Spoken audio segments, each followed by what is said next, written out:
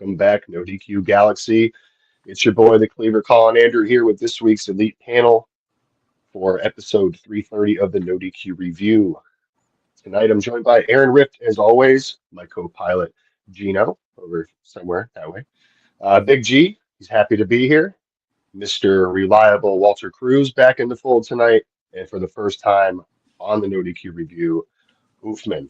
How is everyone doing tonight? I'm going to start with you, Oof. Doing good, Cleaver. Gentlemen, it's good to be here, to be on the review. Looking forward to the topics. Interesting topics we have tonight. Interesting events that have happened, but looking forward to it. And let's get this show on the road. All right, man. Well, welcome, and I'm glad you're here. Mr. Cruz, it's been a couple of weeks. What's going on, buddy?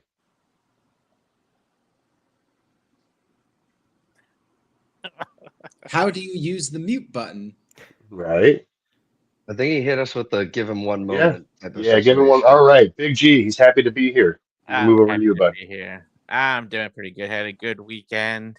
Starting classes this week, too. So, got that going on. We got some good topics to talk about. So, like I always say, let's get this ball rolling, baby. All right. Gino, what's happening, sir? Good to see you, bud. Always honored to be here, since I can't say happy to be here. Cleaver, good topics today. Aaron, again, always thank you for the opportunity. And yeah, looking forward to talking these topics. We are on the precipice of WrestleMania. Looking forward to it. Yeah, it should be an interesting one tonight. Walter, are you ready, buddy? Yeah, sorry, I'm not just Mr. Reliable, I'm Mr. Multitasker. I was on a supervisor call. But yeah, I'm ready to go. Yeah, WrestleMania's around the corner. Like, damn, April came quick. Like, it just kept saying, like, when you see that number every week, WrestleMania, 19 days away this way, you're like, what? We got time. And then you blink and it's like, what the hell? Where'd the time go? But I'm looking forward. You got good topics. I'm glad to see that you're in charge and running this. You're doing a great job, by the way. This is kind of cool. I appreciate that. And shout out to Virtue, who's in the chat, my dog. Hopefully you'll be back here soon. But Mr. Rift, how's it going, bub? I'm doing well, thank you. Shout out to Virtue, who will be back in 2 weeks for the post WrestleMania edition of the NoDQ Review. I have a couple of announcements related to the channel, so make sure you guys stay tuned to the very end of the video. I will have those announcements when we wrap things up tonight.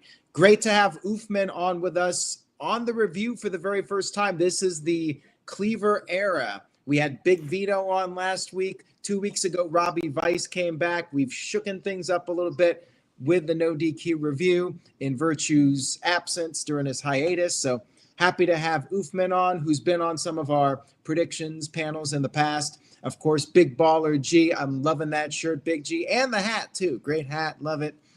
And always happy to have Gino on, doing a great job as the co-moderator. And of course, Mr. Reliable, back with us again. Hopefully he's got his whatever issue he had going on resolved. But yeah, WrestleMania, less than 2 weeks away.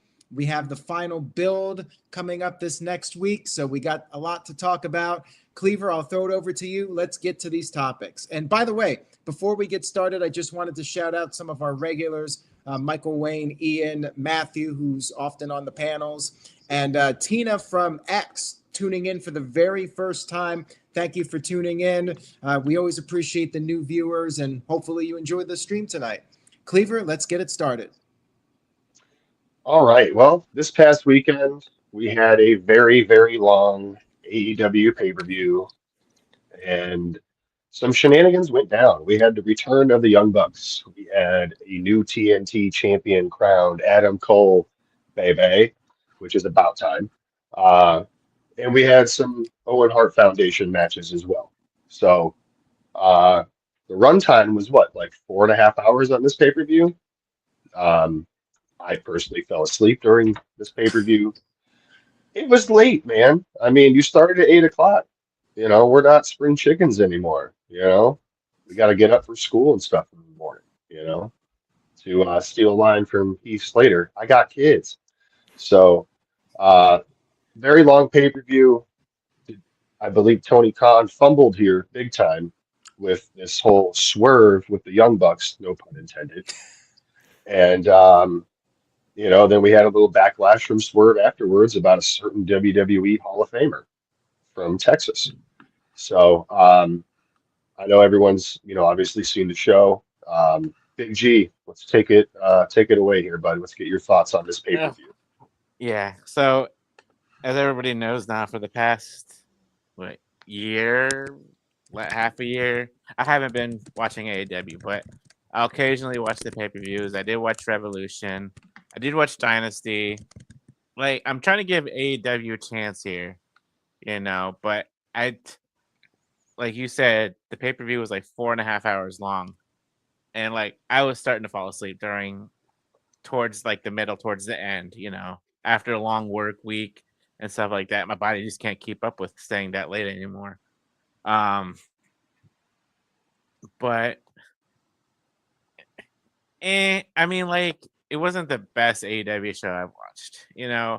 Back when AEW first started back in 2019, can't believe it's been almost, oh my God, 6 years. The pay-per-views were good quality, and I was paying for them. But nowadays, I'm not gonna. There's nothing really on the card for me to pay the $50 anymore. So I'm not going to pay the $50 anymore. But from what I saw, I mean, they were decent matches.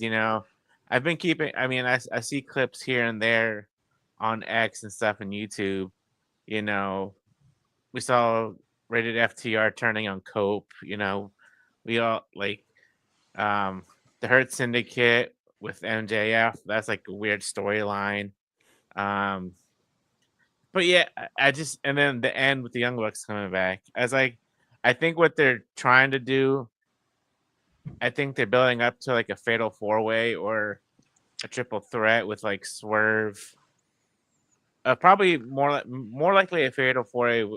A fatal 4-way with Swerve, Hangman, and Will Ospreay versus Moxley, and then have Moxley lose that All In, since quote unquote that's their biggest show of the year now. So, and I don't know, I just, with the Young Bucks back now, it makes me want to watch it even less. So, but for a pay-per-view that I watched, I don't know. It was all right. It wasn't the best. It was all right. No Britt Baker. Yeah, no Britt Baker. Yeah, I wonder where she's at. Besides tweeting Adam Cole. But no, I mean, we had some really good moments. I'm not trying to shy away that it was a bad pay-per-view or anything. I mean, Adam Cole winning the belt was really significant in his career. It was his 17th anniversary from the day he started or whatever in the city he started. Right. Yeah. And again, he's been underutilized since he's been in AEW. You had, I mean, he started off hot and then got hurt. But look at him in NXT. Right. He was the man. And now you just had him jobbing out to whoever and this, that, and the other. So it's good to see some credibility back on him. Right. And I was really intrigued by the turn from Dax and Wheeler. You know what I mean? I loved how he got up on the stretcher and put the neck brace on. And just I thought that was kind of funny. You know what I mean? I was entertained by that. Interested to see where this plays out and how long it's going to take for Cope and Christian to get back together, and FTR versus CNC.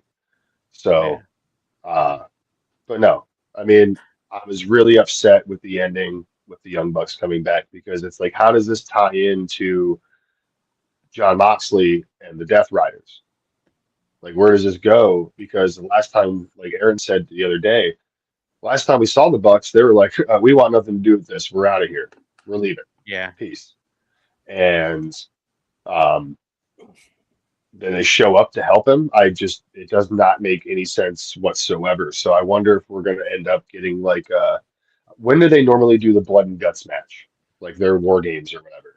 July. June, July. The summer. So so I wonder if we can get some type of, I don't know, maybe someone's working higher up than the Bucks, and we get some type of weird faction, and it turns into a blood and guts match. You have Swerve Yeah. and all them, Team Swerve and then Team Corporate or whatever. Right. Cleaver, I just wanted to mention, let's not forget Anarchy in the Arena. We might get that at Double or Nothing, and that's Team Young Bucks and Moxley Yeah. against the good Yeah. guys. I always That's what forget they about usually that match because it's goofy. They usually do that first at Double or Nothing. They'll do Anarchy in the Arena, and then they'll do Blood and Guts. Either way, I just wonder if it's building something in that capacity. So, I'm going to pass it over to you for your thoughts on AEW Dynasty. Yeah, thank you, my friend. So yeah, I agree with Big G. Pay-per-view was good, but as I said before, like Aaron said, I've been on some prediction videos for AEW a lot, and as I said in all the videos that when it comes to pay-per-views, AEW is going to deliver. You always know there's going to be one or possibly two 5-star matches, but unfortunately, this Death Rider storyline, it's like we're getting excited. We have the great women's match. Toni Storm continues to kill it. And I'll even say Mercedes Moné as well. She's doing great as well. And it just seems like the undercard for every AEW pay-per-view, it gets you excited. They deliver. And then here comes the main event, which is the Death Riders. And I think it's going to come to a point where I highly doubt it, but you never know, where, again, the fans are excited wherever they are in the arena. They're watching the show. Will fans start to walk out when they know because I went to Full Gear and they show the graphic in the arena of what match is coming up next. Will they show Moxley's face, the World Championship? Will fans start to leave? I don't know, because like I said, that storyline has been dragging, and just what like Cleaver's been saying, you think back, all right, the Bucks are here now helping Jon Moxley. We last saw them a couple months ago in an office ripping up papers, and they were running scared from the Death Riders. First, it was the Elite hostile takeover. That storyline went nowhere. It felt like something, they were going somewhere, and I agree with what I read on NoDQ.com. Perhaps it was Shane McMahon coming in, and then now we all know what happened there, where Tony ghosted him because Shane apparently wanted too much power, too much pull and all that, too much leverage. All right, so they pivoted. They went, all right, we're not going to do the Elite takeover. Now let's just do Jon Moxley is now going to keep the title, in the briefcase. He's going to be the hostile takeover of now the Death Riders.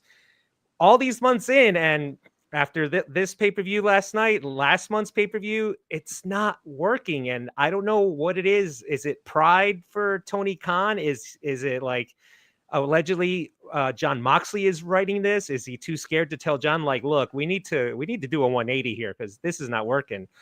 All signs, everyone's saying that Darby Allin is going to climb Mount Everest, plant the AEW flag on Everest, climb down to be the savior.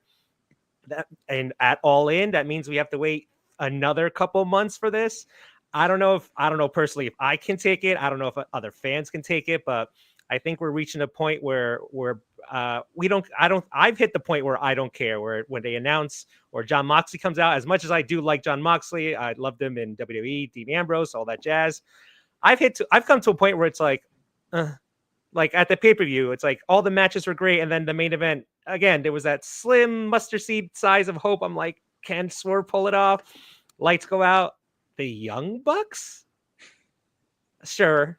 So again, I've come to a point where I don't care, which sucks because I've been watching AEW since day one. And again, watching all the pay-per-views, the Dynamites, all great and all, but I've hit the point where I give up, where it's like, how much more are they going to tease us? Like, oh, this is going to be it. Can insert opponent's name? Can he save AEW? It's like, who cares? I don't care. But apparently all arrows are heading towards All In, where that could be it. Could it be Darby? Could it be Swerve again in a rematch?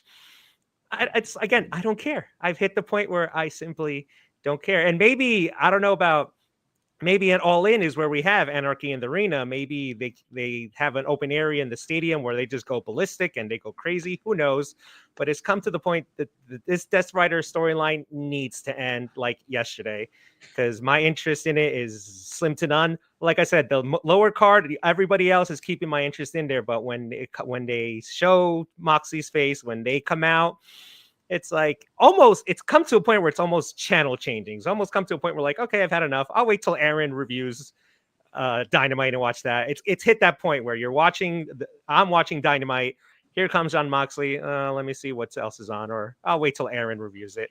And I hate it because I am a big AEW fan. Again, been watching since day one, but I've come to a point where I don't care about the main storyline, which is the world title allegedly in that briefcase. Who cares? And it sucks because I want to continue to be interested. I want to continue to invest, but it's come to a point where it's Jon Moxley's the Death Riders. Click. I almost didn't want to watch the Trios Championship match, but I figured there was going to be a turn and all that. And the turn, like you guys have been saying, was fantastic. That was really good. But again, here came the main event. Again, that mustard seed size of hope. Like, can Swerve pull it off? Nope. But one just has to be like, all right. Hopefully, again, Tony Khan just reality hits him. Like, all right, we need to hit the reset button, or he needs to sit down with John and be like, look, we need to end this. But again, overall pay-per-view was good, but that ending, adios mio, as my mother would say. All right. Well, thank you, man. Yeah, no, I agree. I stopped, I gave it a chance, and I think we all do. And there's just, some hills that are not worth dying on. And after this past Sunday, I'm cool with dying on that hill. I'm just gonna let it go. The best match of the night, honestly, was the triple threat for their between Omega and Speedball and Ricochet. That was probably the best match of the night to me. But we'll see. Hopefully we don't have to wait another 3 months for Darby, who, in reality could possibly die trying to go up this mountain. It's out there. It could happen to come back and save the day. It's like waiting on Rey Mysterio to come back and save the day. Just it's terrible. But no, thanks for your thoughts, man. I appreciate it. Gino. All right. So here's the thing. I get why they're having a lot of these long events. You don't want people to stop feeling like buying that $50 doesn't go a long way. So from that perspective, I get it. However, there's, like you said, oh God, I think it was Jeff, or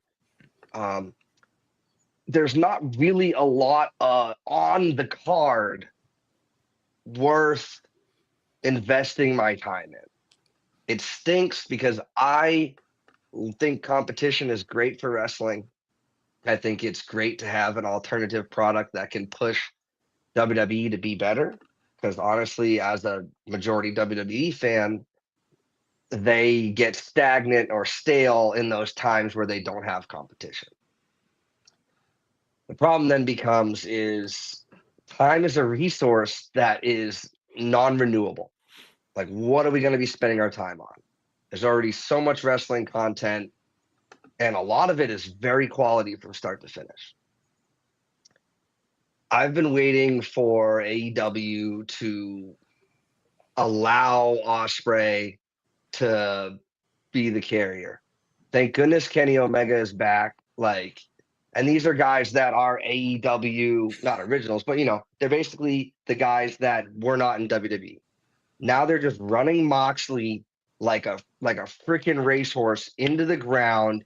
It almost feels like they are going to do this through WrestleMania to have that field adjacent clout from the Roman Reigns and Seth Rollins stuff. I don't feel like anything that I'm watching with AEW is it feels like they're very much they're watching WWE and seeing what they can do. And that's just not what made me tune in. It's not what made me go to the events. It's not what made me buy the merchandise. It's disappointing. And it's been well documented on these shows that I went from watching weekly to watching the YouTube videos, all of them. And now I'm just cherry picking the things that I'm interested in, the matches or the feuds. But the half-life of AEW is dwindling fast, and something needs to happen. I don't want us to be an AEW bashing thing, but for me personally, if you're not going to give me high quality stuff, I'm just going to watch WWE, especially going into WrestleMania. So there's no more need to beat this dead horse as they are doing to Jon Moxley right now. The decisions that they're making I'm questioning as a fan, but I guess that's why I don't make big dollars booking things.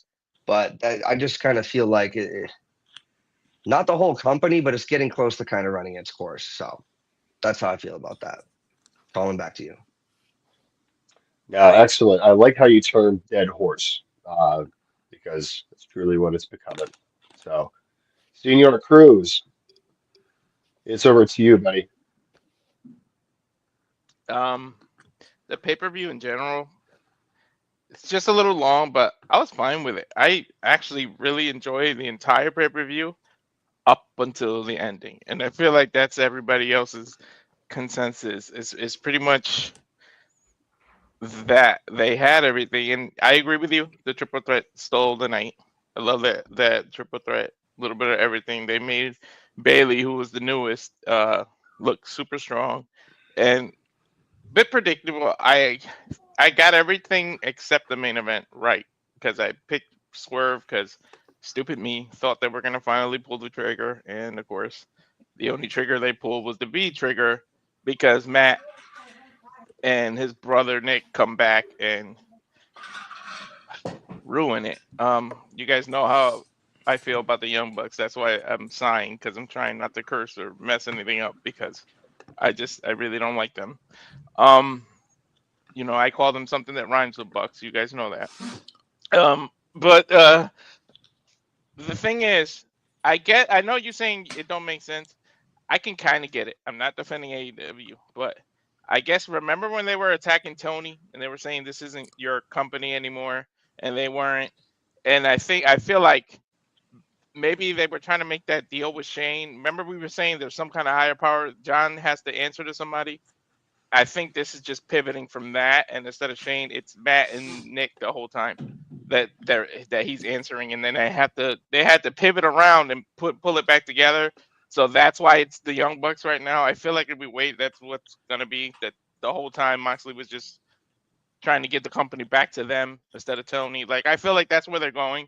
Not that it makes sense, and I'm not defending them. I'm just saying I think the whole thing. I think initially it was Shane the whole time, like we were all guessing, and because that didn't feel that fell through, they had to pivot somehow, and that's where they're going. I'm not saying I'm 100% right, but that's just the feeling I'm getting. But yeah, it's to the point where I can't give up on AEW because it's competition. I mean, I know Aaron does this for a living. I do it for fun, but I watch every wrestling and we do YouTube and I do content for people. There's no way I can like stop watching. So I envy the people that are gonna stop watching. But if you go to JJ's Casa de 18 on Twitter, they're literally having a debate about this because one person literally gave up on AEW, another person, Ryan, is defending it, and they're literally having pretty much a presidential like the same way presidential debate is. They're debating AEW and giving up on it versus not, and it was pretty interesting. But so if you guys after this go on Twitter and check that out. But yeah, the pay-per-view was fine until that. If Tony can just cut the pay-per-view down, some of this does not. These are regular Dynamite matches, like Bandino and Chris Jericho. Did we need that on the pay-per-view? No. Why don't you have the ROH title defended on an ROH show? Go do that. Why are you putting it in Dynasty? Like, I don't know. There's places you can cut, and I know Aaron says it. Especially Aaron gives immediate reviews. So that's it was almost like 1 a.m. East when he did it. Like that's tiring, and it's like you cut it either that or start it. Or if you're gonna do a long pay-per-view, start it a little earlier. Then you know what I mean. That way it's not ended so crazy. And the fans, not only that, one day like the fans are gonna be so tired, and you're gonna have a liability issue if people start having car accidents and everything because they're up all night. Like I'm telling you, yeah, there's a way you can do that with cities. Trust me, lawyers will do anything. If you pay them, they will find a way to sue something. Trust me. Well, Tony's a billionaire. Might be difficult. Exactly, it's true, but it's just too long. But the pay-per-view in general was awesome until that ending. I just don't get it. That's all it is. But I don't want to bash AEW. we need a lot of patience, I guess, to see where it's going. I mean, this is worse than the Devil storyline. I thought the Devil storyline was the worst AEW did. Death Riders are starting to outdo the Devil storyline. All right, thank you, Walter. Yeah, you touched on something there for a second, and it slipped my mind, and I'm trying to hopefully get it back here real quick. Oh, it was about the Moxley working for the Bucks. What if Moxley gives the briefcase with the belt in it to the Bucks and says, "Here you go," like something like that. So again, we haven't seen the belt on TVs in what 6 months or something like that. So you know, maybe that could be something to bring some fans in. But thank you guys so much for the topic here. We're going to pass over to Aaron. I see some super chats, get his thoughts, and then we'll move on. All right, Big G had something. G. I was gonna say, Colin, what you just mentioned, if they really did that, if Moxley handed the Bucks the world title, that's the death of AEW right there. Like, that's like the final nail in the coffin, in my opinion. All right, so I will sum this up quickly here. I have two main issues with that show. I did enjoy it overall, but my two issues, the obvious one, I talk about it every single month. It's the length of the shows. They're too long. They're too late. There's an easy solution. Go an hour earlier, go 2 hours earlier, and make the show a little bit shorter. That's all. It's free feedback here. Colin, you mentioned it. Sunday night, people have lives, people have jobs, they have kids, they have priorities, and Tony Khan doesn't seem to care. Like, he wants to do what he's been doing, and that's the other issue. That leads me to the second issue, and that's Tony Khan doesn't seem willing to pivot. He wants to do what he feels is right, and to be fair, it's his company. He can do what he wants, but it's turning off viewers, and we all want AEW to succeed. Nobody is in here saying, oh, we want AEW to die, they're terrible, we want them to go away. No, on the contrary, we want AEW to be able to grow.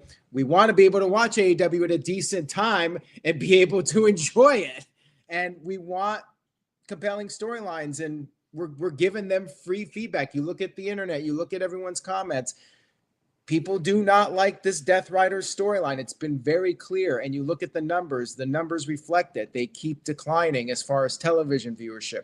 They keep declining with live attendance. The pay-per-views are still doing good, but their weekly television shows, like they're struggling to sell out small theaters now. They're not even running the big arenas. They're running this 3,000 seat buildings, and they're still struggling to sell these places out.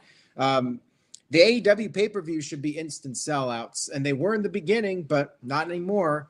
And this All In Texas, this is their WrestleMania, and they're still way under 15,000 tickets. Now, granted, the tickets are picking up a little bit as far as the sales go, and they'll probably do a decent number, but they should be already at 30, 40,000 for this All In Texas show. It just goes to show there's not much enthusiasm about AEW, and I really wish that Tony Khan would make some changes with this and take some chances with it. But we say this every single time we talk about AEW.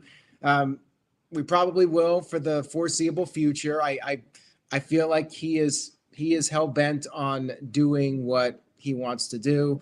But on the plus side, at least All In is going to be earlier. So thanks WWE for booking Saturday night's main event, so they felt the need to have to put the show on early in the day. I appreciate that, WWE. But anyways, we got some super chats here, so let's get to those. First of all, Dwayne Atkinson sent in a $2 super chat, says, hey, Gino, how about them Gators? LOL. Gators? What are the Gators? The Florida Gators won the national championship for men's college basketball in March Madness. Good for them. Unfortunately, I'm from New Hampshire, so college sports isn't really that big, so I'm more of a pro sports kind of guy. But congratulations to all the fans of the Gators.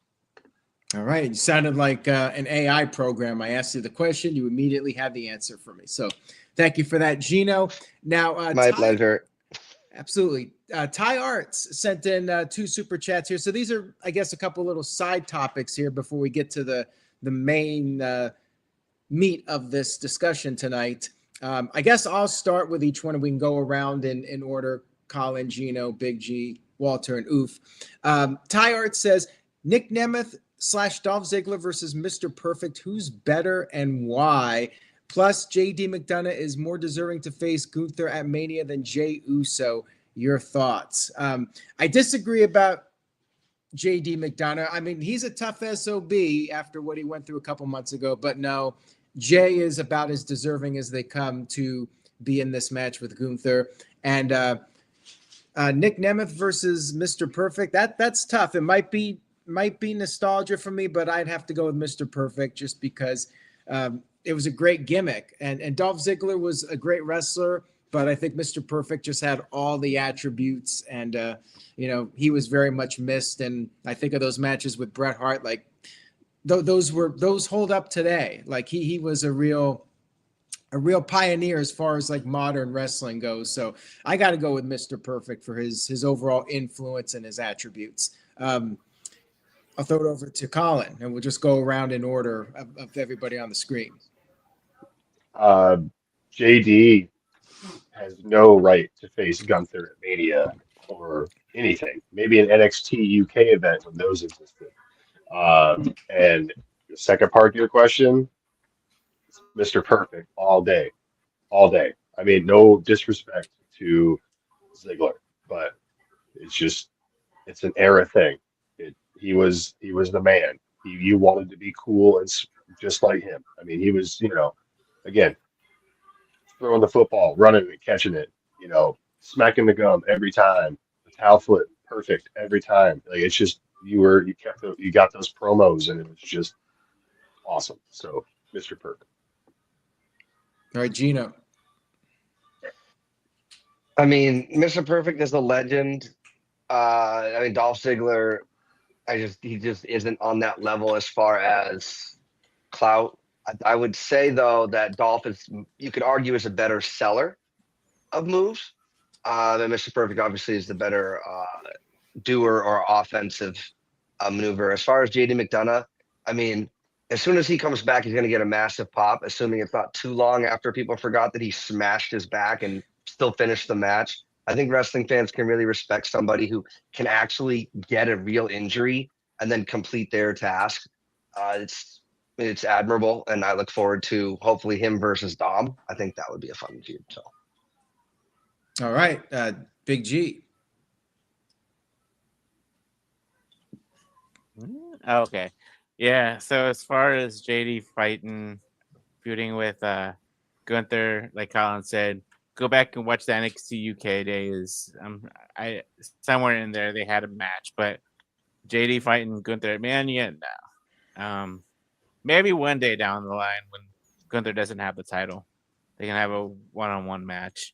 As far as Ziggler or Nick Nemeth versus Mr. Perfect, so obviously I grew up more watching Dolph Ziggler than Mr. Perfect. I've seen some of Mr. Perfect's matches, but yeah, I'd go with Mr. Perfect from the matches that I've seen.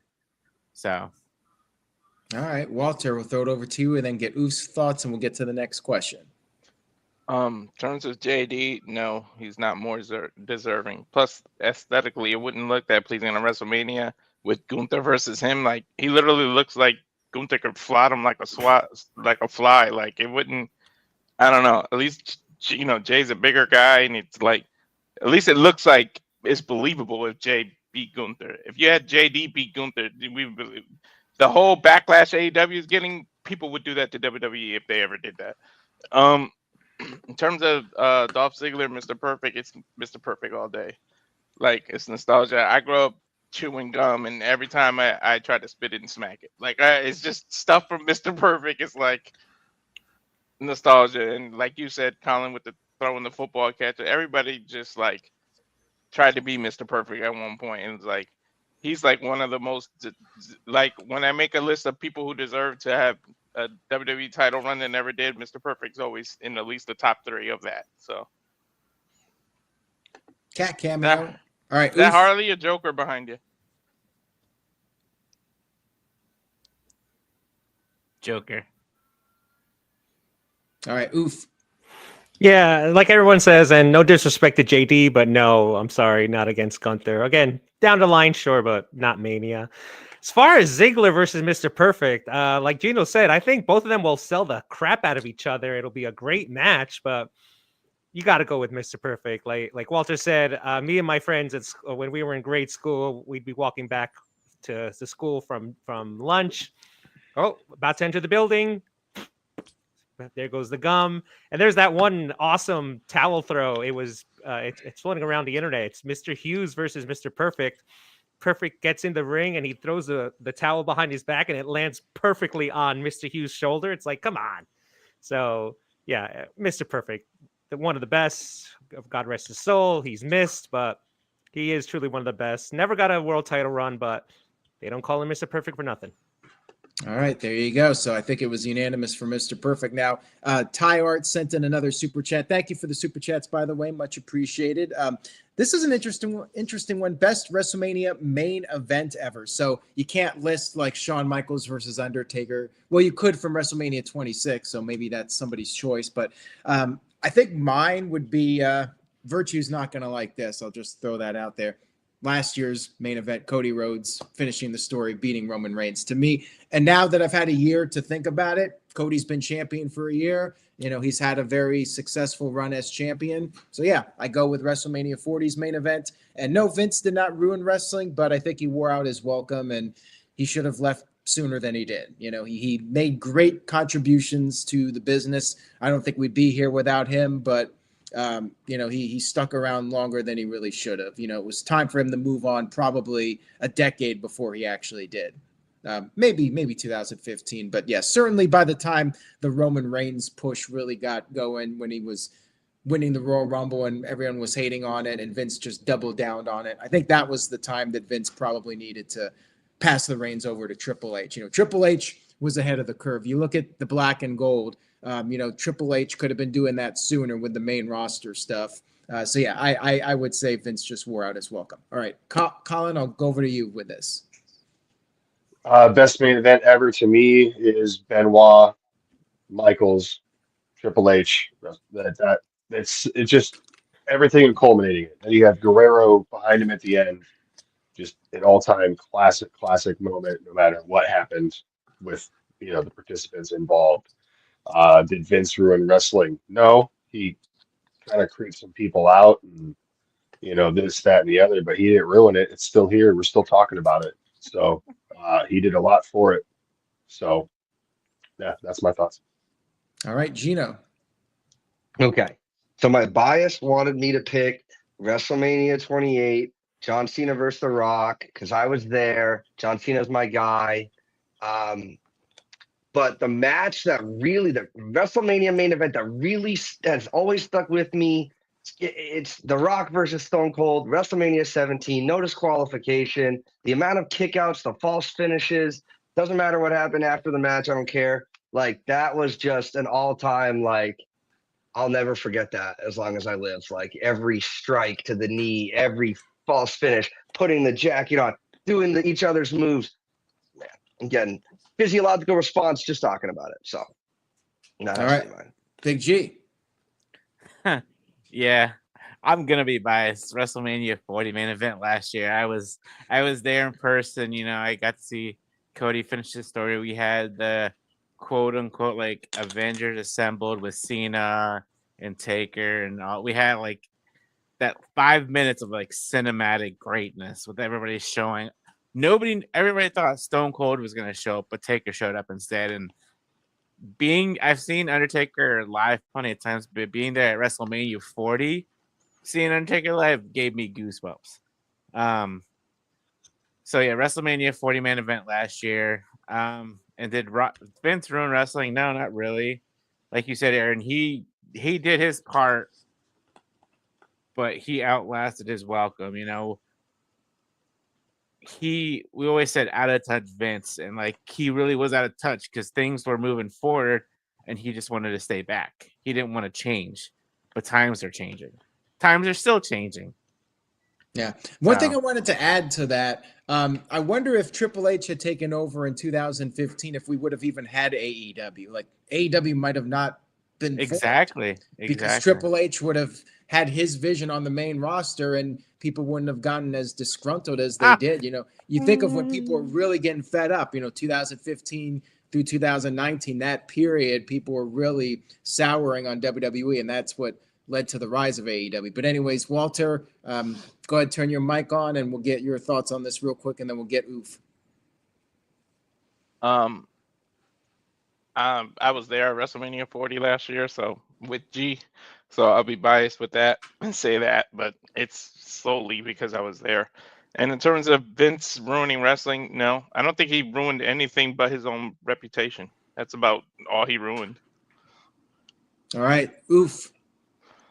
Yeah, I'm gonna say from to this day, still the best WrestleMania of all time, WrestleMania X7, Austin and Rock. There was just something about that pay-per-view that was just, again, still to this day, in my opinion, the best overall WrestleMania of all time. Second place I would go with probably Mania 20. I'm not gonna lie, when Eddie and Benoit were hugging in the ring, I was crying too. I got emotional. I'm like, oh wow, you know the story that those two went through in WCW and their whole travel time. But I'm gonna give the slight edge to Austin Rock at WrestleMania 17. The hype video was just that was bringing it. That brought you to the arena if you went to Texas. But I'm gonna go Austin Rock WrestleMania X7. As far as Vince ruining wrestling, no, he did what no one else was daring to do. He stepped on the little guys to achieve WWE now a global phenomenon.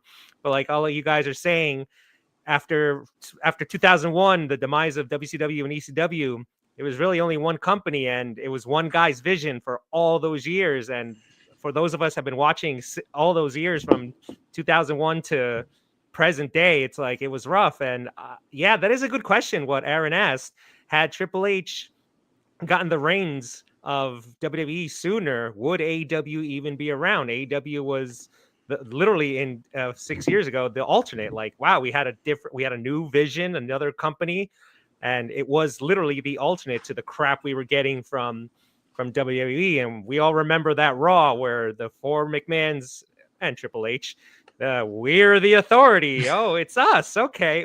Oh, we're in charge now. And okay, and that was just abomination. But again, it was just still one guy's vision. So no, he didn't really ruin wrestling. But like what you said, Aaron, it was he needed to go, or someone else needed to join him in creative, because it was getting to a point where it's like it was just getting dull, and it's like, wow, this is what they're feeding us. And again, everything happened for a reason, and now it's literally a new vision. So no, Vince didn't ruin wrestling, but he took it to where no one thought he would be able to take it. Well said there, Oof. And Psycho Jet Black has shown up. Better late than never.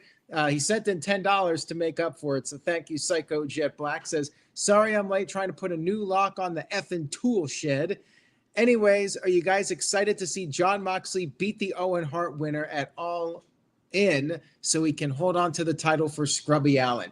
I don't think Darby Allin is winning the title. I honestly don't think you have to worry about that. I think Will Ospreay is going to win the Owen, and then he'll beat Jon Moxley at All In. That's why they're not pivoting, because they want Ospreay to be the guy that ends Moxley's reign of terror at All In and cement Will Ospreay as the guy. You know, Jon Moxley is kind of like what Roman Reigns was with the bloodline, just not nearly as well done, in my opinion. But that's what they're going with here. You know, it would have been less effective if Swerve won and then lost to Will Ospreay. They want Will Ospreay to be the conquering babyface who takes out the heel that's been killing the company, so to speak. You know, that's what it's all about. Cleaver, any thoughts on that before we move on that scenario? I mean, Darby Allin, is he unfairly hated on by Psycho Jet Black? No, because I am right there with you, Psycho Jet Black. I cannot stand this little turd.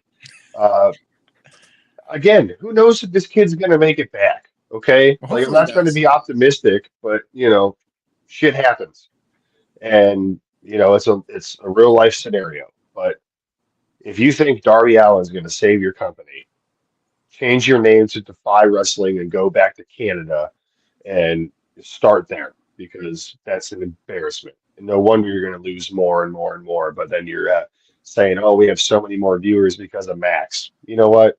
I'm not buying it.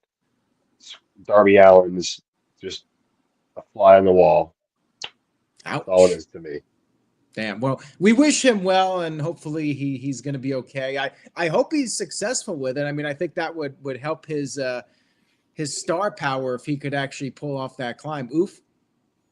Yeah, no, I agree. Again, when I was at Full Gear and he made that big intro, the crowd, I don't know how it came off on TV, but we popped in the arena, but we were like, me and my friends were like, really? Darby? But yeah, I Cleaver, you hit the nail right in the head. It can't be him. And like you said, Aaron, it's looking like at All In. Yeah, it's going to be Will. It should be Will, and he should have a run. He's crazy over, and like I said earlier, just end it. Walter. Here's my problem with waiting for Darby. Like, I don't mean to bring the mood down, but the chances of surviving climbing Mount Everest are pretty low.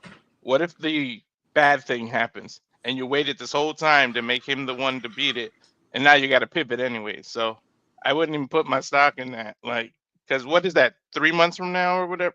When is he climbing? 2 months. It's 2 months. Yeah, June, I believe. So you're gonna make us wait 2 months, and then what if, an unfortunate thing happens? Now you got to pivot again. So like, I wouldn't hold my breath for that. I mean, it's a good thing for AEW, to see that flag up there and he survives and everything. It's a good publicity stunt, but to turn him into the main event, I don't think so. Is he putting the flag up? Is that something he actually said he was going to do? That's what he said. His goal for not only climbing Mount Everest was to reach the top and plant an AEW flag up there. So if he can pull that off, I mean, maybe he should be the world champion. But I really don't think that's their plan. I think Ospreay's the guy they're going with. Anyways, unless anybody has any further thoughts on that. Yeah, real quick. He's going to look like the Mr. Deeds' grandfather in the beginning of the movie when he's frozen to his flag stick, like trying to make a name for himself. Sorry, that's just what came to mind. Let's move on to the main event so we can start talking some WWE. All right, we talk about WrestleMania. Virtue is so hyped for WrestleMania 41. You best believe it. All right, Cleaver, go ahead. All right, main event time. We have all this stuff happening with this triple threat main event match between CM Punk, Roman Reigns, and Seth Rollins. We found out what the favor from Punk is to Heyman, and that is for Heyman to be in his corner at WrestleMania. And then we see this past Monday, Rollins take out Punk, go to hit a stomp onto Heyman, and then stopped. Gets down and says, now you owe me a favor, and leaves the ring. What kind of trifecta is Paul Heyman in right now between the Tribal Chief, the Second City Saint, and the Architect? Or whatever Rollins is going by now. Anyways, like, what's happening here? We have 3 more shows before WrestleMania. I really have no idea what kind of swerve we're in for, besides the thing we've been talking about for a while now, is a alignment between Rollins and Heyman. So, Oof, I'd like to start with you on this one, bud. Yeah, I don't know what I guess the word of the day is favor in WWE. I don't know where they're going with this. I'm not going to lie. The favor that Punk was talking about, it was just a tiny smidge to me, a little disappointing. Like, oh, you want him on your corner. That was it. We were waiting how long for this favor, and that was it. Again, as we were going through with the storyline and when the shows, what we were all thinking, what could it be? And I never bought into the fact that Punk would have won the triple threat, and then the favor would be he's cashing in a main event title shot the next night on night 2 with Cody and Cena, because right there one has to think, again, thinking logically in a illogical situation. One, that makes 0 sense to put the winner of that match in that other main event.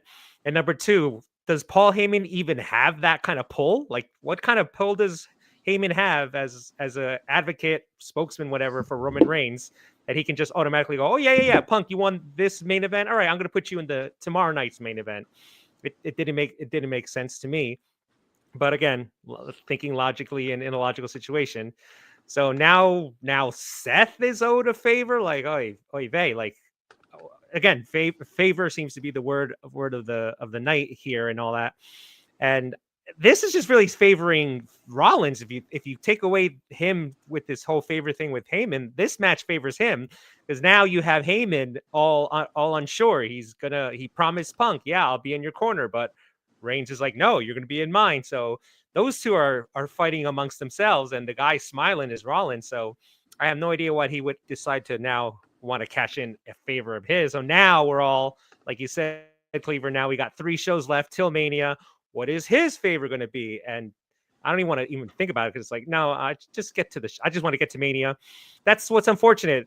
Chamber was so long ago and Mania is so late in April where they're trying to keep you intrigued. We're talking about how AEW is struggling with their main event scene. Now it felt like WWE after the Chamber, they have all these storylines for their matches, but it feels like now they're cooking. And like you said, with 3 shows to go, now finally the storylines are starting to get very interesting.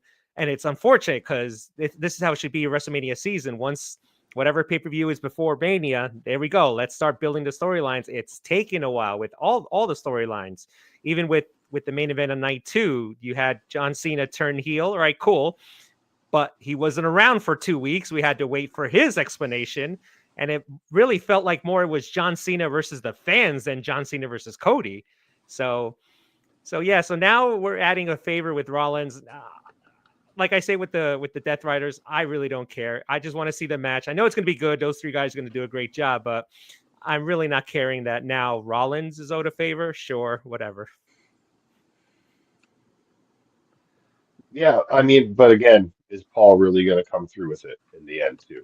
So Right, there's a bunch of different scenarios, but no, I appreciate your thoughts on that. We're going to go over to Gino next. Thank you very much. Good point, Hoofman. So this match feels like it doesn't need Seth and it should have Brock. Well, let's get that out of the way. Since we've got what we've got, at least they're adding a little bit more intrigue other than you stomped me, blah, blah, blah, blah, blah. We have history, right? Like, it just feels like I would love for there to be, stipulations about going after the titles and whatever. The only person who's even remotely mentioned a title in this buildup is CM Punk. They're all just angry with each other for the sake of being angry with each other. Which I'm not saying is necessarily bad, but it just feels like I've been saying for leading up to the original CM Punk favor. Like, I don't know if Heyman's got all that pull, and that was kind of like the perfect favor to do. Like, Punk is going to get in Roman's head before the match even starts by having Heyman come down with him instead of with Roman. Seth Rollins is eating it up.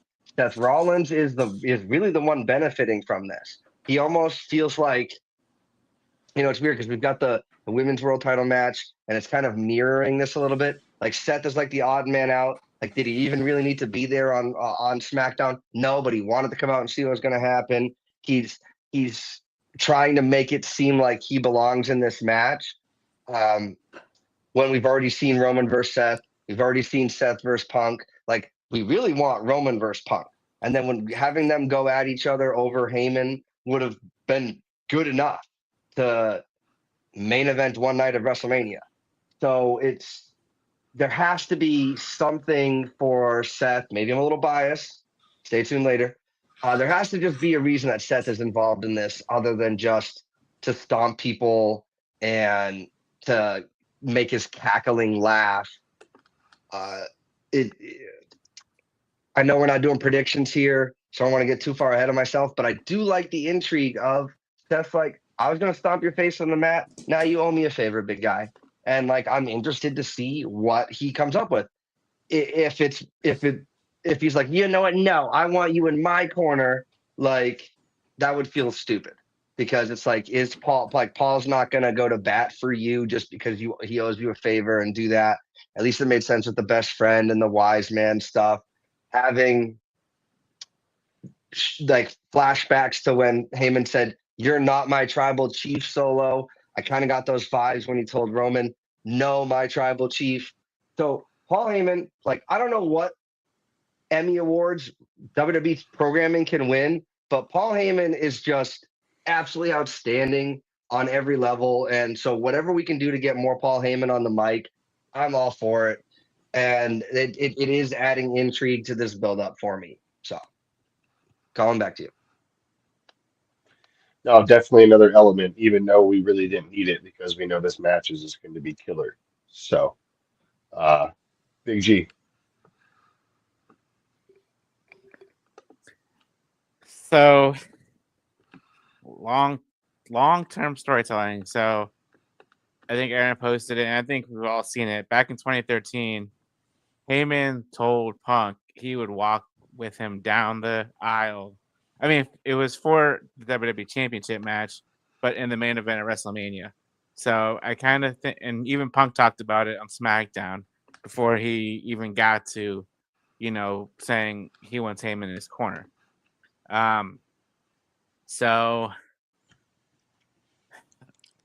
like you just said, Paul Heyman is freaking great at everything. If there was an Oscar for like WWE, Heyman would win it for like best actor. Let's be for real.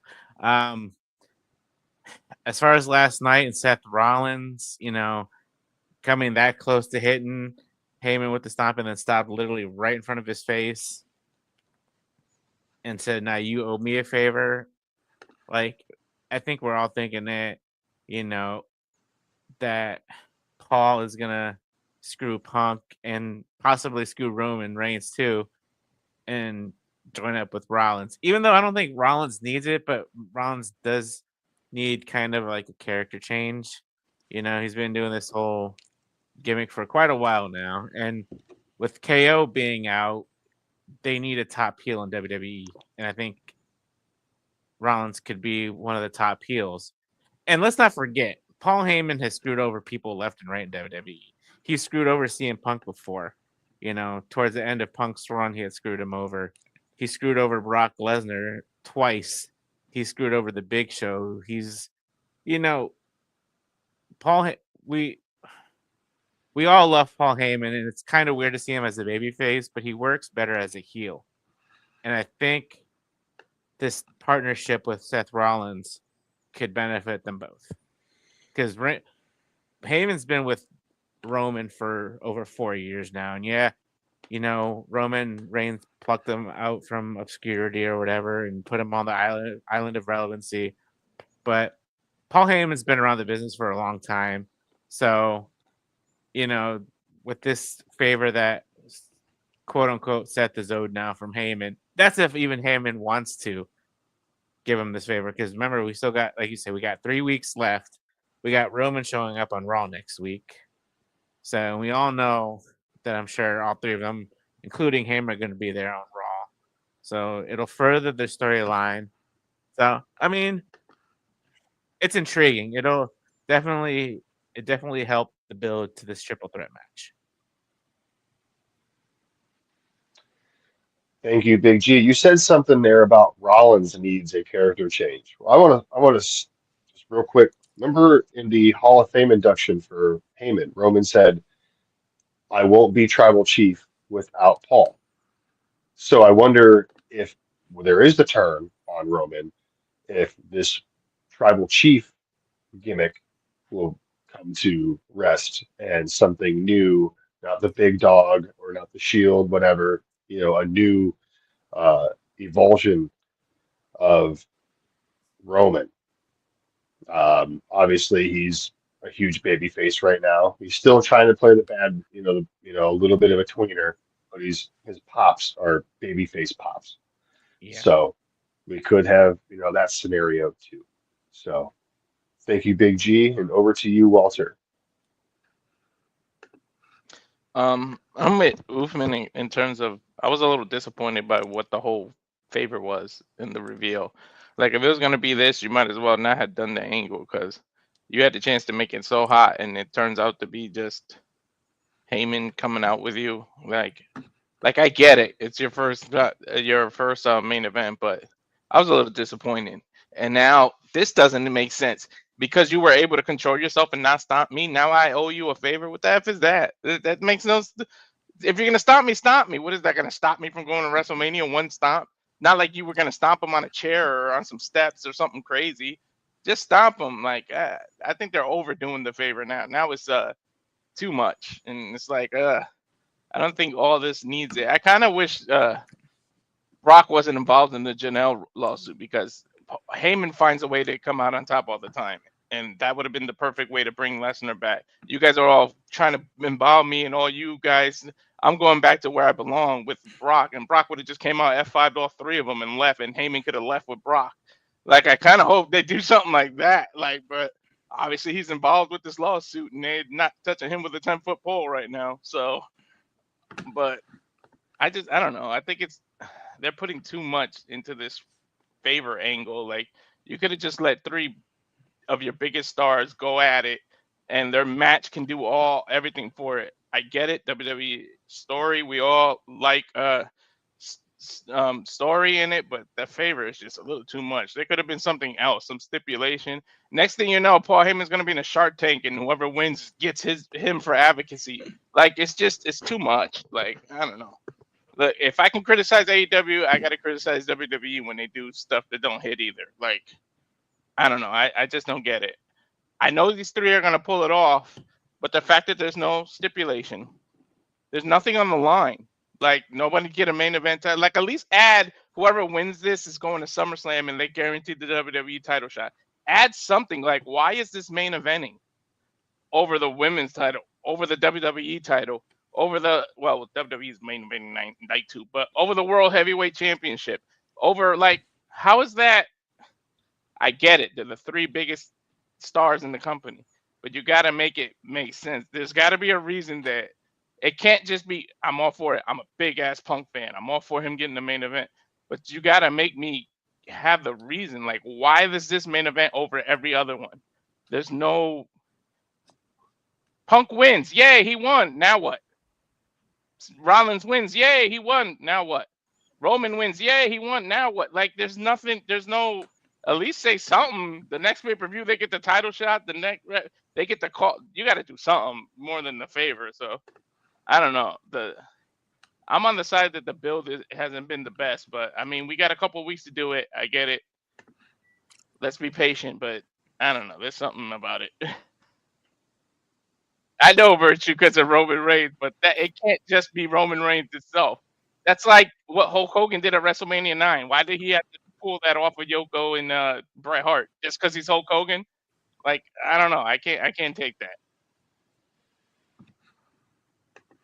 No, Walter, I like what you said about there's no really satisfaction at the end of this match. Like what's where does it go from here? This, that, and the other. Because from what I understand, they're not doing King or Queen of the Ring this year. So, and remember last year, Gunther won King of the Ring, went on to have that main event heavyweight title match at SummerSlam and took home the gold. So why couldn't they do that with those guys since there's no number one contender spot like that for the year for anybody else? So I wish they would have kind of done something like that. Either way, super looking forward to this match. It's going to be a banger no matter what. Yes, Lesnar would be great to be involved. I've been saying it for weeks with friends and this, that, and the other that it'd be so great to have him involved, but we don't know where they're at legal status with everything right now. We don't know if it's going to be a backfire because he's back and this, that, and the other. So, I mean, it's the right call to not have him involved. And if he is, I'm all for it. You know what I mean? I'm all for it. He's the OG Heyman guy, WWE wise, like this right now. So, but no, thank you guys so much on your thoughts for this topic. Aaron, I see a couple super chats that popped in, and I'd like your opinions as well, please.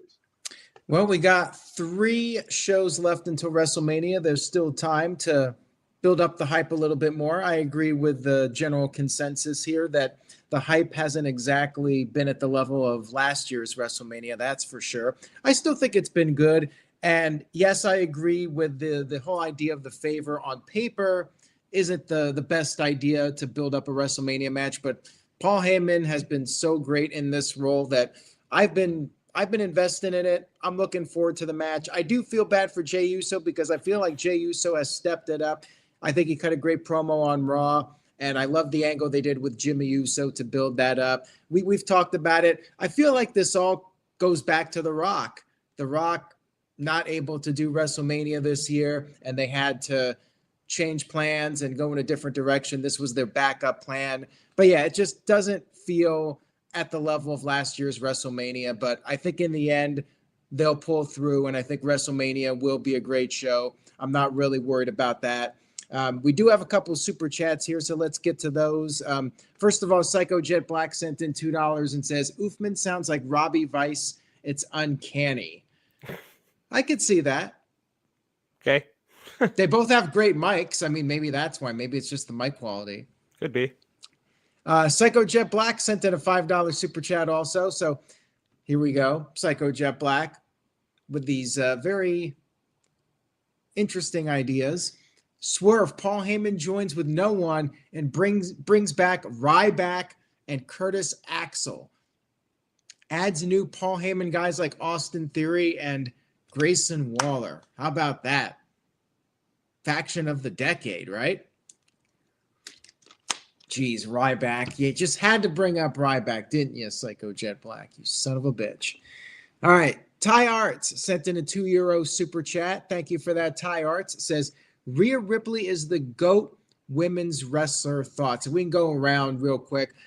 She's up there. I don't know if she's the all-time greatest, but before it's all said and done, I think she could be the greatest. You know, some would argue Becky Lynch is the greatest of all time. I think Rhea Ripley is definitely in the top 5 by this point, and I know some people don't like her.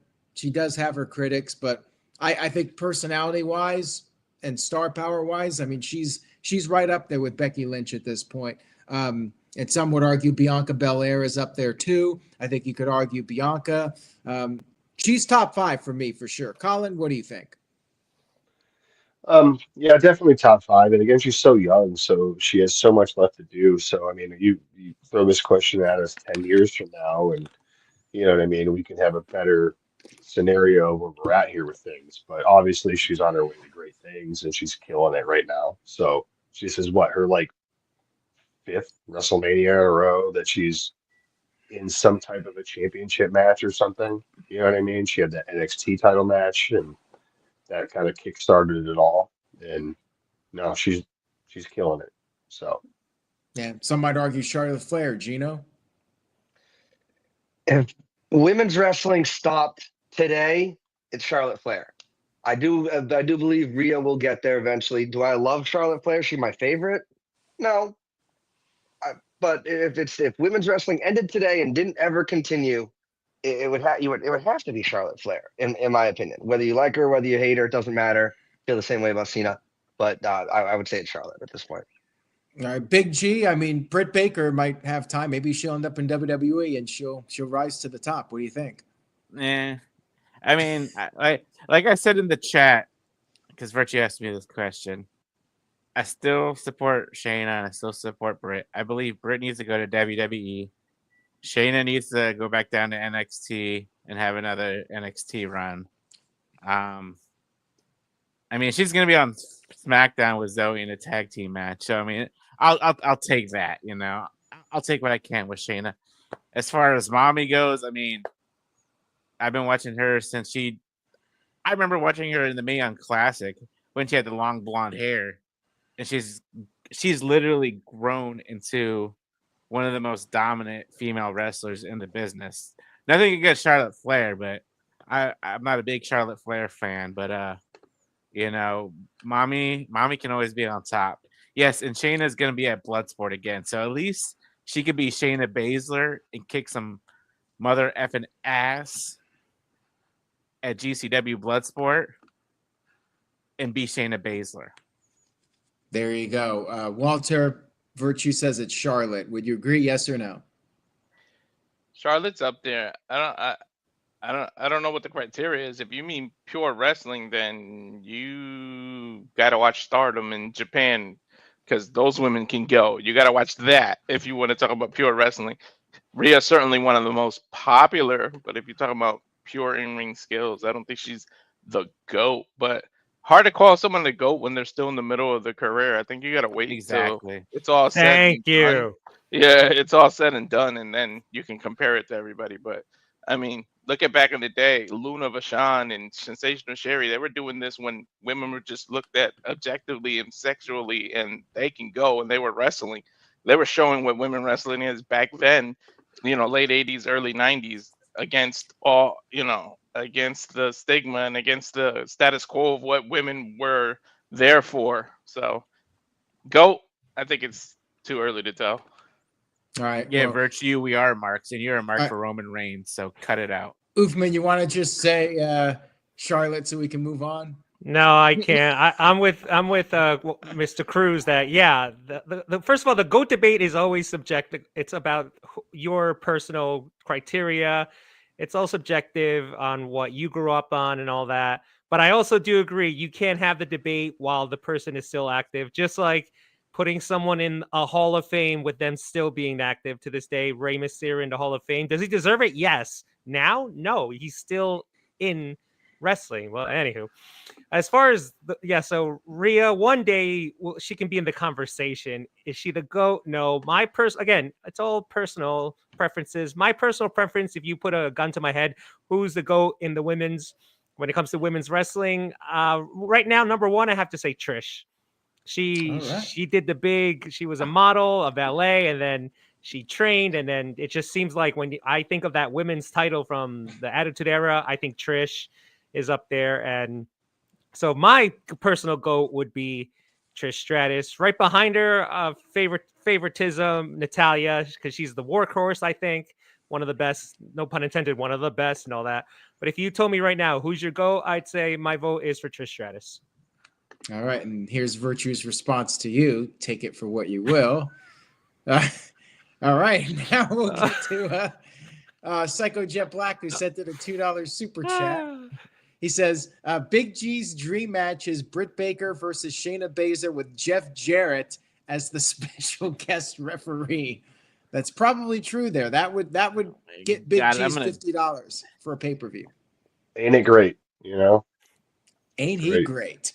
All right, now Psycho Jet Black has a more serious super chat here. So thank you, Psycho. He says, seriously, how do you get the New Day to get their heat back after Triple H squandered it? And what's going on with the Wyatt Six and Alexa Bliss? Well, first of all, you get the heat back on the New Day by having them win the tag team titles at WrestleMania. Straightforward right there. Yeah. Wyatt Six and Alexa Bliss, I believe Bo Dallas was injured, and they're just waiting for the right time to bring them back, find the right spot for them. Kind of sucks. Alexa Bliss had some momentum coming back, and then she just disappeared again. Hopefully after WrestleMania, they come up with something, maybe before WrestleMania, but I'm feeling like within the next month or so, they'll do something and get the storyline rebooted again. Hopefully they can figure out a good creative direction for them. Gino, and then Big G. Go ahead, Gino. Yes, thank you, Aaron. Just on how do you get the New Day their heat back? I think that they still have that heat. We're just not seeing it played out on screen because they don't have microphones in their hand. It's like the same thing with Dirty Dom. The crowd wants to boo him, but you can't just boo him before he's talking if he's not trying to talk, right? I had this problem with LA Knight back in the day. Like, give these people microphones and let the crowd enjoy them or hate on them while enjoying doing it. They're going to win the titles at WrestleMania. Some people might say it's a little too late. I think that if it leads to that, it's not too little too late because people want to boo them. As far as the Wyatt Six, even with Uncle Howdy hurt, he wears so much extra garb, like you could hide whatever injury he has and just have him rocking in a chair while the others go out and wrestle and show off. And I don't think Alexa Bliss should be anywhere near the Wyatt Six. I'm a huge Alexa Bliss fan, and I think she should, honestly, I would love to see her go back to a goddess gimmick personally, because she was on top of the women's division for all that time. No matter, even though she was so little, it was believable that she was just a great wrestler. So that's how I feel about that. All right, and Big G, before we get to you, I just wanted to add on to what you said about Dominic. I wonder if that's being done by design, having him not talk, because I feel like that babyface turn is coming, and they want to get fans out of the habit of booing him because they plan on turning him. I just have that feeling he's going to turn. Liv is going to go with Finn Balor, and that could be a WrestleMania prediction. But Big G, we'll throw it over to you. Your thoughts, what you were going to say here. Go ahead.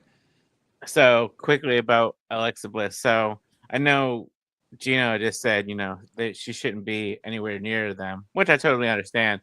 But because like out of the 6 teams that are supposed to be wrestling on SmackDown, like none of them are like really believable except for Natty and maybe Maxine, because I think those are the only 2 real big baby faces they have.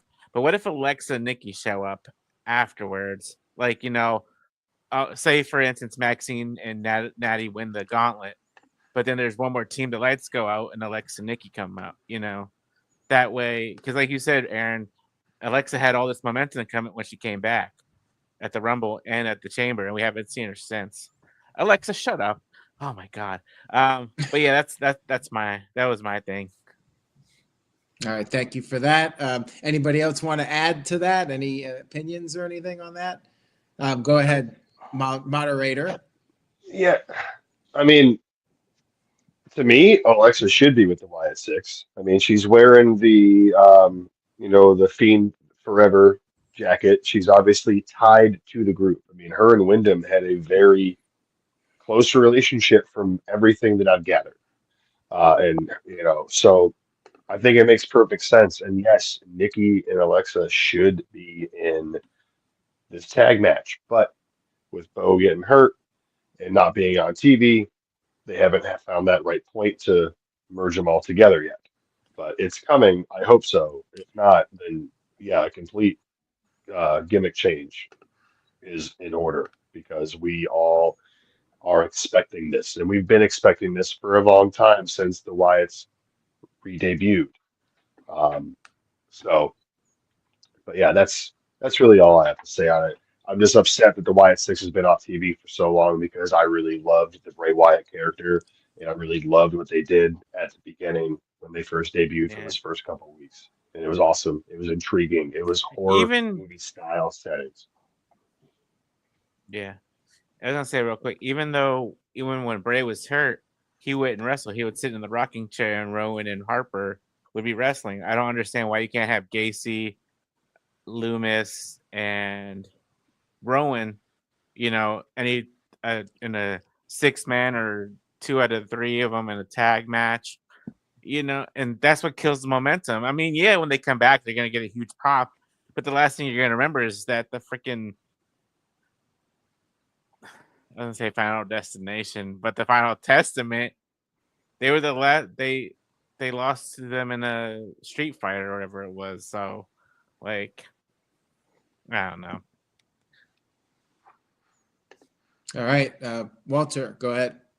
I think both Ellis injury just derailed it, and now because WrestleMania is so close and everything, even though he's cleared, they're just waiting. So I think I would wait for the SmackDown after WrestleMania to bring them back into stories, because if you do it now, everybody's gonna want them on WrestleMania. So I feel like because there's no spot, they're just doing that. That's all it is. It's just because they don't want to add them to WrestleMania. Oof, are you watching NXT? No, I'm not you. I meant Walter, actually. Sorry. Yes.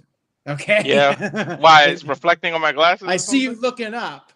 Oh, yeah.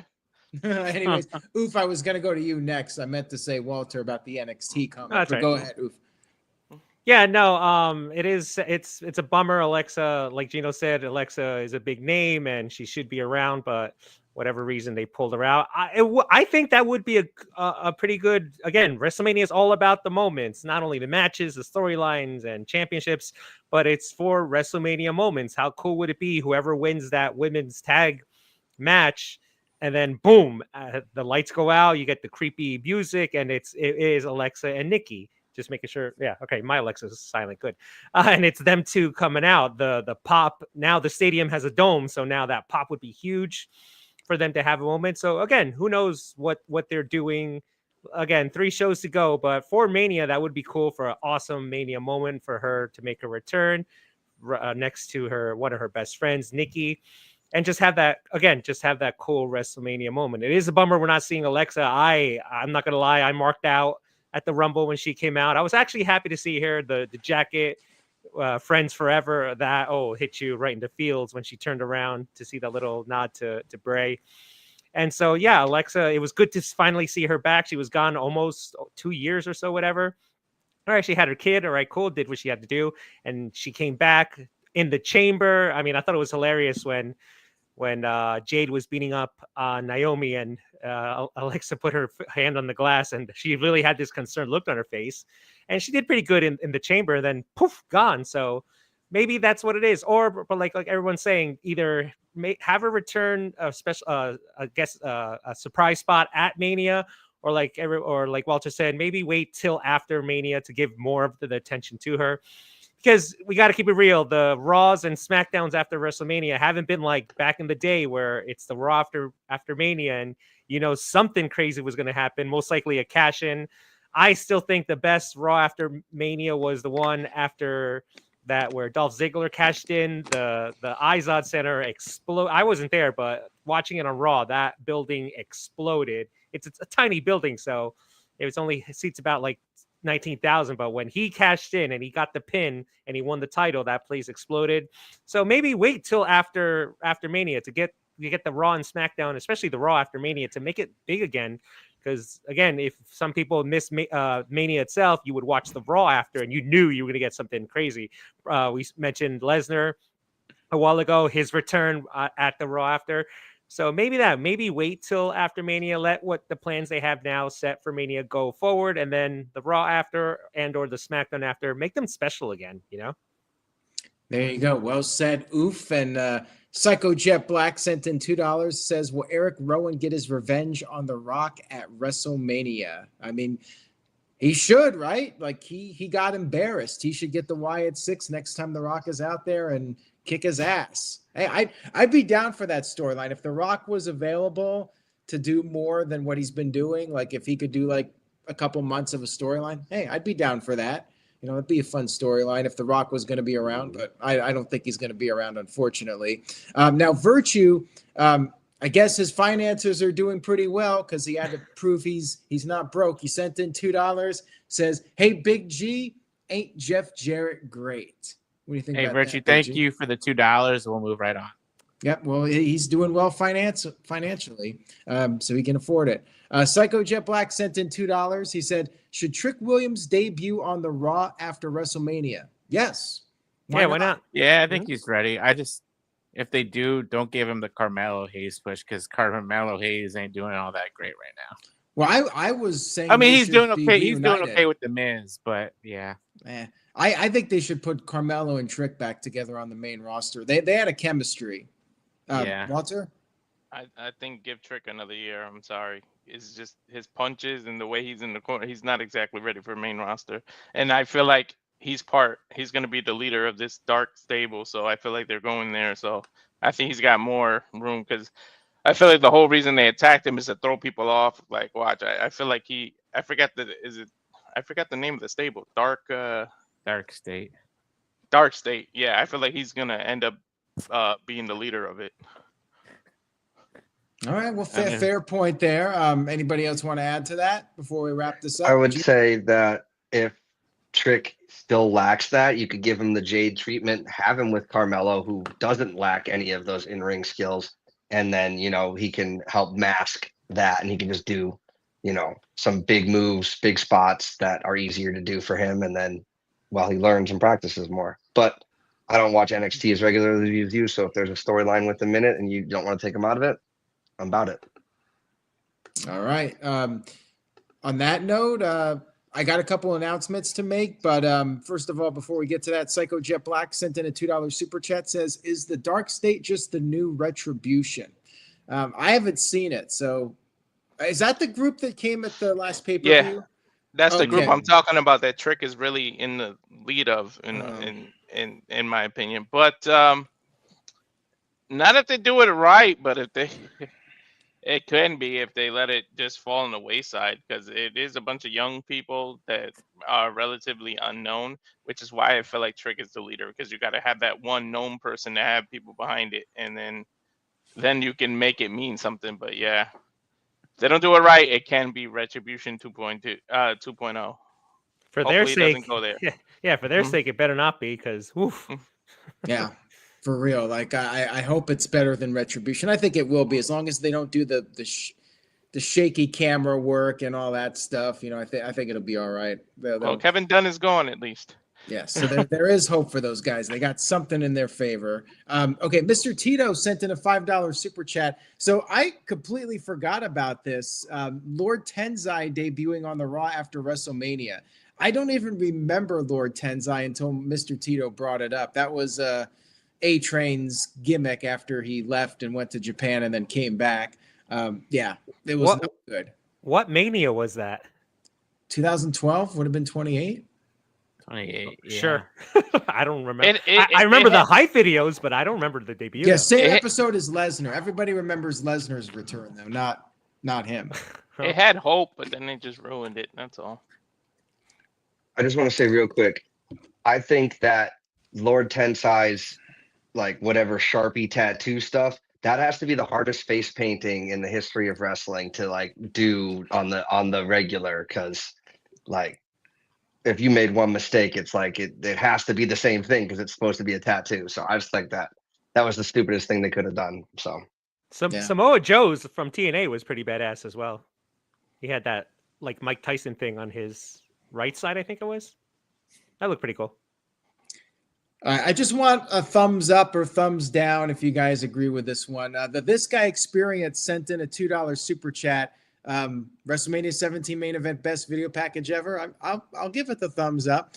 We're still talking about it over 20 years later. I mean, there's not too many of those video packages that we still talk about. Like, for whatever reason, I know Limp Bizkit's polarizing with people, but it worked for that feud and that storyline. And some say that's what really put that match over the top. Like, the build-up was okay. Wasn't there like a storyline with Deborah leading up to it? It was kind of okay, but the video package and then that last promo from Austin in the locker room where he said he has to win this match and you could feel the desperation with him, like that was probably the thing that really sold that WrestleMania. So I think we pretty much agree with you. Oof.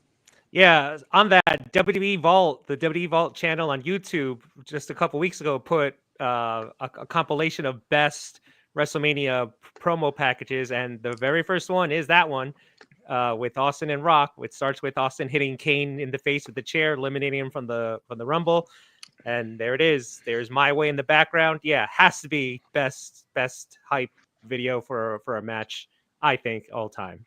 There was one that was, I think it was Eddie and Chris Benoit, or Eddie and someone. That was a pretty good one too. I think it was one of the B. It was when SmackDown was exclusive. It was one of the BPP. It was either Backlash or I gotta look it up. But that one was awesome. I'm pretty sure it was Eddie and Chris Benoit though. All right, we got a super chat here from Psycho Jet Black says, better WrestleMania match reason, the favor or the shampoo bottle? Anybody remember the shampoo bottle with that was with, I believe, Edge and Booker T? Yes. Yeah. That was a Mania match, really? Yeah. And it was the storyline was a shampoo bottle. Was it 22? No. WrestleMania 18. Oh, it was 18. Oh, dang. Yeah, I gotta it was tell you my favorite one though. Not the shampoo one, but when Kane feuded with Chris Jericho over a cup of coffee. The coffee? He bumped into him in the back of the backstage. He bumped. Oh, sorry to burn you. Oh, burn you. What Yeah. am I saying? Yeah. Mm. Oh, that was Mania 18. Oh, no, I remember the match, but I forgot that was the whole reason, the damn shampoo. Mhm. Okay. Yeah, thanks for reminding us of that feud, Psycho Jet Black. And Daryl sent in a 35 ZAR super chat. Thank you for that. Says, what is Jey Uso's finisher? The 100th super kick, the splash, the spear, or the crossbody? And how would you book Jey for the remainder of the year? Well, I'd have him beat Gunther, but we'll talk about that on predictions. And I wouldn't have him be the champion for too long. Let him get his feel-good moment, have him drop the title relatively quickly, and then get the Usos back together. Like, I want to see the Usos versus the New Day feuding again. That would be fun. Then there's some other possibilities. Get the Usos back as a tag team. Like I want to that. see the Usos versus the Lucha Brothers. Whew. Oh yeah, I mean that's another Oof. reason we got to get them back together. I mean, you got some new feuds the Usos can be in as a tag team. So I think by the end of the year, I'd like to see the Usos back together. Anybody else have an opinion on that? Like what to do with No. Jay? No, All right. Yeah, not really. give him a little run, and maybe if he wins it here at Mania in April, maybe Money in the Bank, maybe drop it there. I can't see him going all the way to SummerSlam. So maybe at Money in the Bank. And I think was it Cleaver that said there's no King of the Ring this year? Correct. Yeah, they're doing Night of Champions again. Yeah. Reportedly. But Reportedly. nothing's official Nothing yet. said. Okay. All right, we got one more here from Psycho Jet Black. Remember the Raw after WrestleMania where they had Randy Orton versus Sheamus after Sheamus squashed Daniel Bryan and the crowd crapped over the match? Well, that happened a lot, and that should really tell you how WWE's core audience felt about Vince McMahon. Like some of those WrestleManias the night after when you had like the most diehard fans and they were just crapping on a lot of stuff. It really said a lot about the WWE product that it really wasn't something that your diehard fans like. But the argument could be made that it was for the casuals, and that's what Vince was focusing on. Walter? It honestly got to the point where the Raw and SmackDowns after Mania became more about what the fans were chanting rather than the actual event itself. Right. Yeah. And beach balls. Oh. I was there the night after WrestleMania 31, and they were chanting all sorts of obscene things. They were chanting at the Bellas like you F Bryan, you F Cena. It was funny. I remember there was one where they chanted for JBL, then they went to Michael Cole, then they went to it was like every announcer got their own chant and everything. I think it was the same one as Ziggler until the Ziggler part. Everybody was just chanting for everybody. Yeah. Now that I think about it, I was actually at the Raw after WrestleMania 13. No, not 13. I'm sorry. The one in Boston, 14. That was actually there. It just hit me. I'm like, oh, I was there. That was a great Raw. But like we're saying, it wasn't what years later the Raw after Mania became. It was just like, oh, it's a Raw after Mania. But probably in the mid 2000s was and early 2010s where it was the Raw after Mania. You would think they would use those that's when you start doing your NXT call-ups and you do that, like in debuting new characters. It's like they missed the ball. I don't know what happened to Raws after Mania. Like it just went like they didn't put the emphasis on it anymore. Yeah.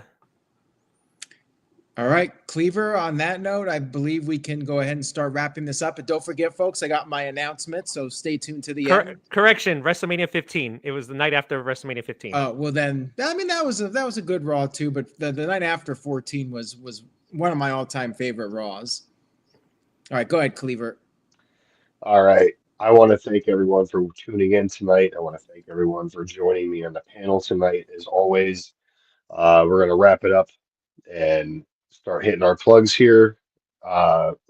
Where can people find you? And again, thanks for being here and congratulations on popping your review cherry, I guess. So yeah, thank you so much. You guys were very gentle on that. You can check out my channel. I got a series going on, Gabbing with Oof, youtube.com/Oofman Entertainment. I talk wrestling, I talk pop culture. I just have a couple videos on. I'm getting this whole video chat thing video producing thing going right now. So I have a couple videos about pop culture. I did my own predictions on AEW Dynasty and my thoughts.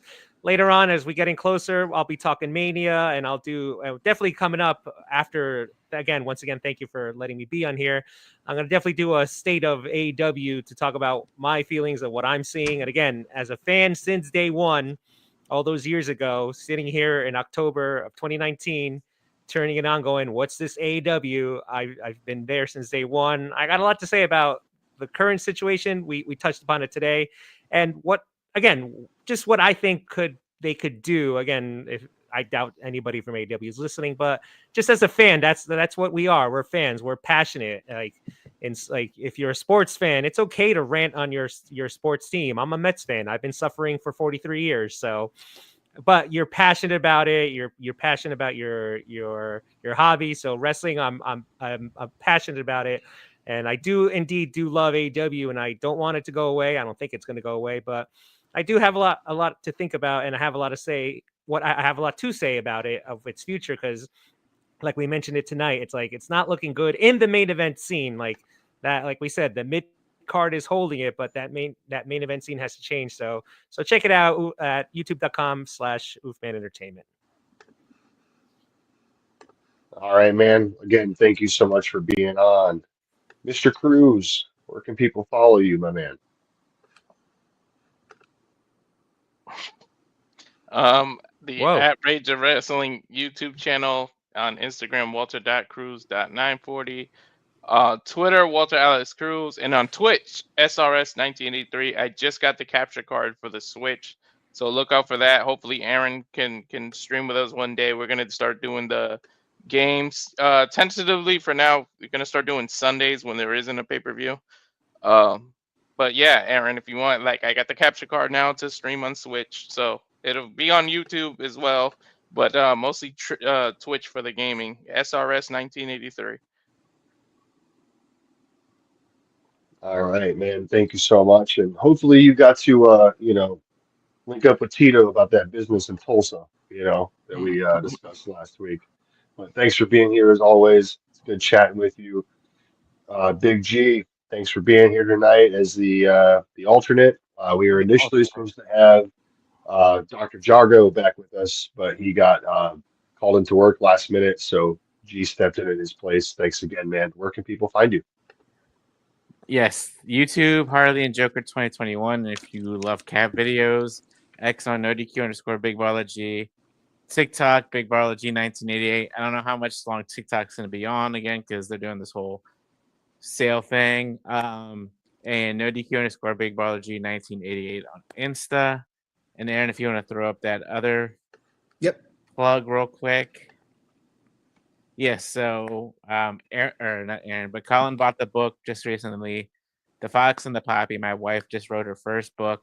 If you have kids or if you work at a school and you want to bring it into your school for young children, highly recommended. She's working on her second book called Coral Under the Sea, which should be coming out May 1st. So there's that. Very proud of her.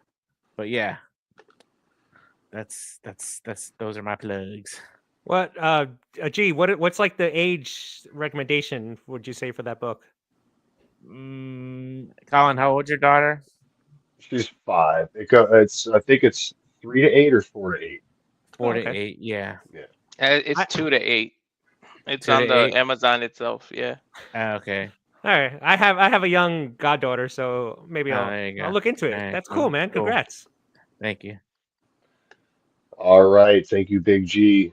And big over to Papa Gino. Thanks again for being my co-pilot on this. I appreciate it, man. Where can people find you? Yeah, my pleasure. Guys, you can catch me on, well, I shortened it on the newer graphic, but it doesn't really matter. You guys can catch me mostly on YouTube. Just search Papagino0017. And Aaron's quick with it. He's a better producer than Kevin Dunn. Love it.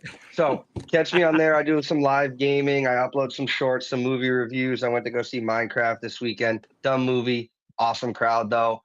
And as always, guys, thank you to Aaron. Thank you to the whole NoDQ Galaxy, everybody, this community. Whether we agree, whether we disagree, whether we're on one side of the aisle or the other, we all love wrestling, and we all have a place to come and talk wrestling. Thank you so much, Aaron and Colin. Great job as always with the topics and the moderating. And ORM, we miss you. Hopefully everything's going well, and we will be seeing what's going to happen with that. Aaron? All right. Well, before I get to that, Psycho Jet Black sent in $5. I'm not even going to attempt to do the impressions. That would be horrible. This is not an impressions channel. I mean, I might join you guys with some Switch streaming in the near future, though, especially with Switch 2 coming out. going to be doing some stuff, I'm thinking. But anyways, to quote The Simpsons, Marge says, "That's your answer to everything moving under the sea, so that's not going to happen." And Homer says, "Not with that attitude."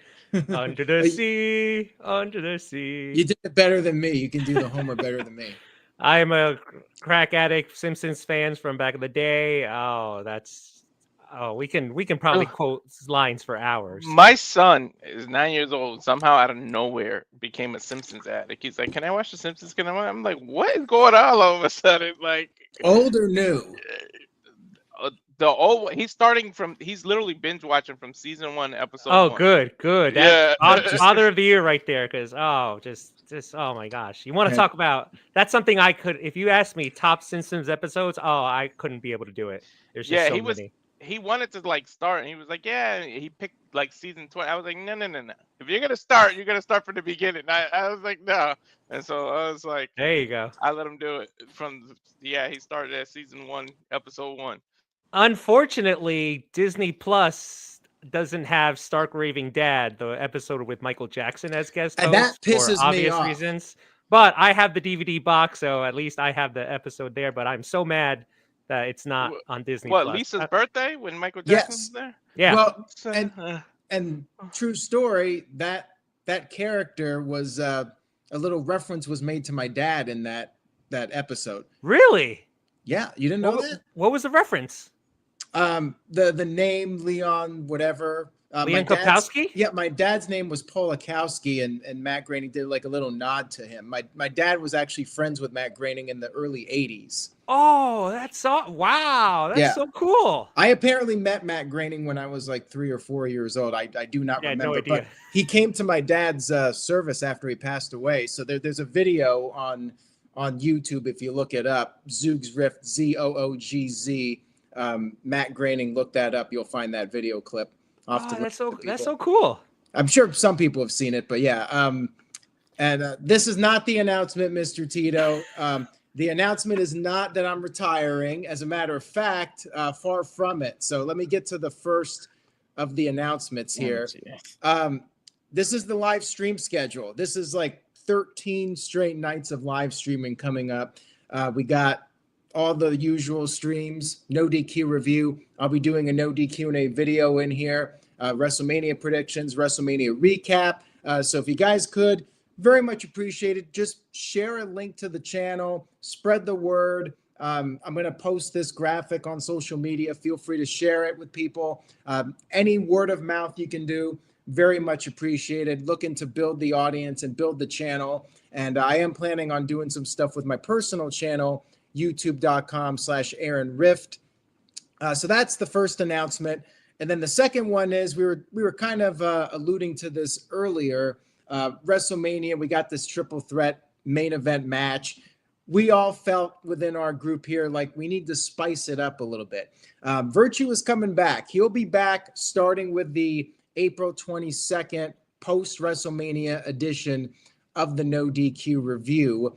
He will be back for that, and we're going to spice things up a little bit. So the moderator for that review is to be determined. Cleaver's doing next week, but then in 2 weeks, NoDQ review on 4/22, we are doing this. Whoever wins, their wrestler that wins, that person will be the official moderator for the post-WrestleMania edition of the NoDQ review. So Seth Rollins is for Gino, Roman Reigns, of course, for Virtue, and CM Punk for the Cleaver, Colin Andrew. One of those three will be the moderator for 4/22, and Virtue will be on, whether he's moderator or not. He will be back on that special episode. And Mr. Tito wants a refund. We said from the get-go it was through the end of WrestleMania season. After WrestleMania, Virtue's back. You might have to drop more than that to get him to go away longer. But Virtue's been itching to come back, and he will be back for that. But he might not be the moderator. He might be sitting on the sidelines. We're going to have to wait and see what happens with that. So thank you guys for tuning in. Much love and appreciation. Cleaver, I'll throw it over to you. Great job with everything tonight. Gino, Big Baller G, Walter, Oof, everybody did great. Much love and appreciation. Thank you to everybody out there for watching and supporting. Cleaver, go ahead and sign us off. All right, NoDQ Galaxy, thank you all so much. And make sure to tune in next week. Follow me on Twitter at the Cleaver NoDQ. Follow me on YouTube at the Cleaver NoDQ. And don't forget to follow the Big Vito brand. Give them some love. Big Vito LaGrasso, good friend of the channel. And also make sure nodq.com/merch. Shout out to Tito. Shout out to Virtue. And no matter what happens on 422, I'll be here on the panel. I claimed my spot already. So no matter what happens, I'll be here. Hopefully, I'm still the man in charge, but we'll see what happens then. Again, support NoDQ.com. 13 nights of streaming. Best wishes, boss man. Save your voice. You're going to need it. And gentlemen, thank you all so much. We'll see you back next week with our go home edition to WrestleMania. Till next time, later.